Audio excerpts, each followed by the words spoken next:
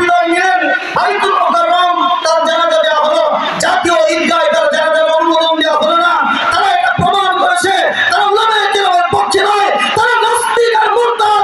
তাদের জানাজা বাইতুল মুকাররম জাতীয় ঈদগাহে হতে পারে, একজন আলেমের জানাজা জাতীয় ঈদগাহে হতে পারে না। যারা অনুমোদন দেয় নাই, আল্লাহ তাদেরকে লাঞ্ছিত করে অপমানিত করেছেন। ঠিক ঠিক না? ক্ষমতা মানুষের চিরদিন থাকে না। ক্ষমতা যারাই বড়াই করে, যারাই অহংকার করে, আল্লাহ পাক তাদেরকেই দুনিয়াতে লাঞ্ছিত আর অপমানিত করেন।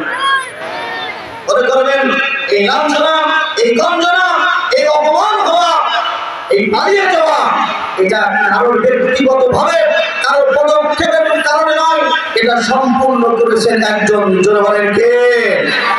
আর জোরে বলেন কে? তো শুধু আমাদের আলোচনা করতে যেটা জোশের সাথে অনুষ্ঠিত